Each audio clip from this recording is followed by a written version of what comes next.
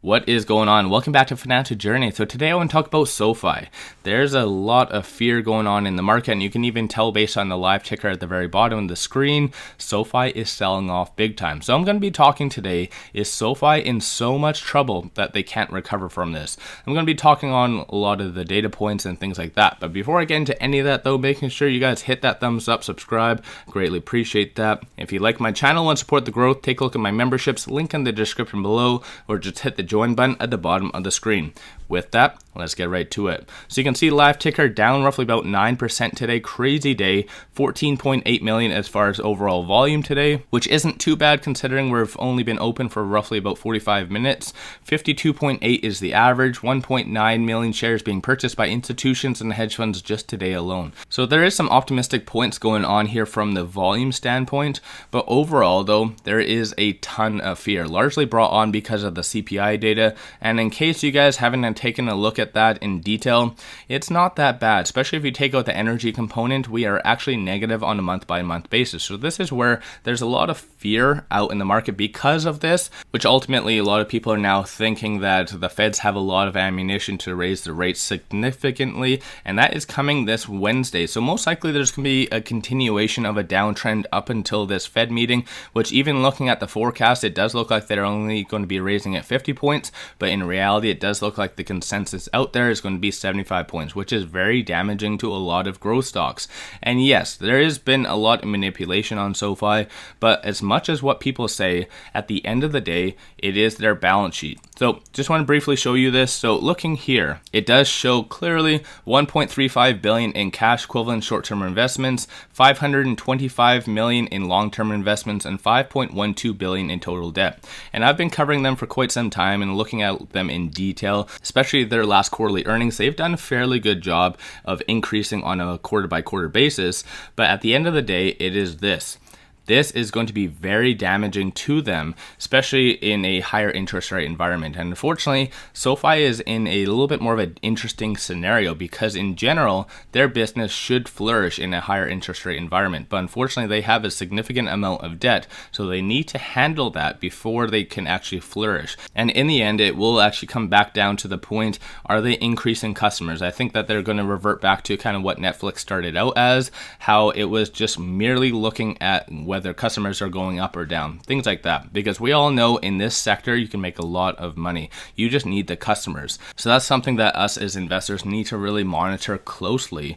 But I'm going to be talking a little bit more in detail about some other fears that's coming out and a little bit more relevant for SoFi. So you can see right here, there's nothing but recession talks right now. So hypothetically, a lot of people are saying, is there going to be a recession in 2023, 2022, later 2022? It is all over the place, but the common theme is that recession is now going to be a very hot topic. But even more so looking right here. So you can see Goldman Sachs did project that the S&P 500 is going to drop to roughly about 3,100 in a median recession per se. And just want to put that in perspective. As of right now, we are currently at 3,800. I'm just going to refresh this right now. 3,700, down roughly about 126 basis points. So overall, if we were hypothetically going to be dropping to 3,100, that is represented by a significant drop, to say the least. It's obviously dropped significantly. I'm just going to show you the 1 year chart.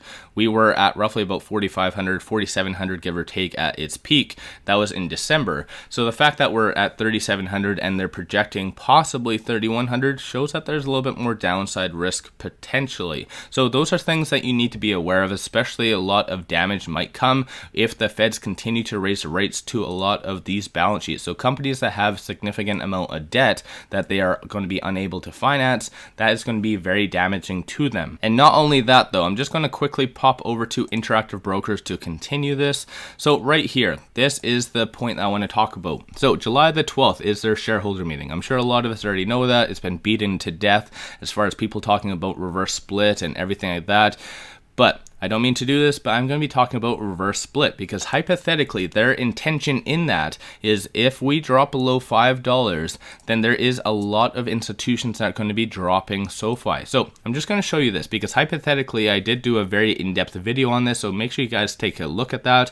But when it comes down to if we drop below $5, we are considered now a penny stock. So as much as that is backwards, it is what it is. That's what the basic stipulations around institutions, how they govern that.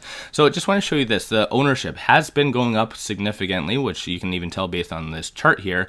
But looking right here, 310.41 million shares being held by institutions, 194.13 million shares being held by strategic entities. It is most likely the strategic entities that will have to and be forced to sell SoFi if it does close below that $5 mark for, I believe it is, 5 consecutive days. That's something that you need to keep in mind, because look at the total value, 1.57 billion. Imagine that being sold on the open market. That is going to be a very, very big damaging deal. So keep in mind, yes, Anthony Noto is doing an amazing job buying as many shares as he can, which is very optimistic. I've never seen any other CEO do that. But unfortunately, it might not necessarily be enough. I don't think he has 1.57 billion lying around to kind of cover what possibly would sell. And unfortunately, like I already mentioned, it is stuck between a rock and a hard place. I do personally feel that a reverse split is going to be very much necessary if we do get below that $5 mark to save SoFi. But the negative thing is, unfortunately, we have to wait until July the 12th, 1 month from now, give or take. So are we going to survive until then? I don't know. Definitely we could break below that $5 mark even before this Fed meeting, especially if we do continue at the same rate that we are. So this is why I am saying, hypothetically, SoFi is in a lot of trouble. Definitely need to keep in mind for this. And unfortunately, I think a lot of investors are getting a little bit more tired of the constant downtrend, and most likely will be continuing to sell out. This is why at the end of the day, I always say SoFi is going to be a very innovative company, do a lot of good things, but it's going to be a very bumpy ride, and you need to be comfortable with that, because they are trying to disrupt one of the oldest sectors known to the whole market, the banking sector. So in the end, yes, they might break below that $5 mark, which could cause a lot more further damage, but overall, it depends on your time horizon, right? Long term, this is just short term noise. But in the short term, there's going to be a lot of blood in the market, and it does show most likely the Feds are going to continue to raise the rates at a faster, more aggressive rate than what was even previously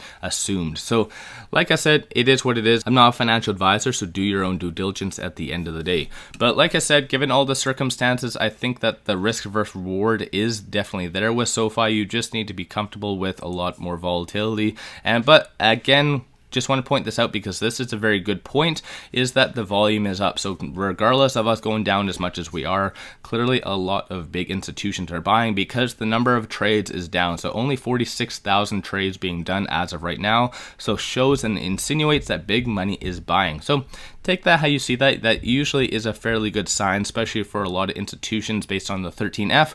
A lot of them have, as far as within the teens, an actual average. So they might be taking advantage of these massive cheap prices, discounted prices to lower their average, as should you. Make sure you always dollar cost average. That's the best thing to do for the long term. But with all that, let me know your thoughts on SoFi in the comments below. If you haven't already, hit that thumbs up, subscribe, do all that fun stuff. Greatly appreciate that. If you do like my channel and support the growth, take a look at my memberships, link in the description below, or just hit the join button at the bottom of the screen. With that said, appreciate you guys watching, and let's all make a lot of money on SoFi.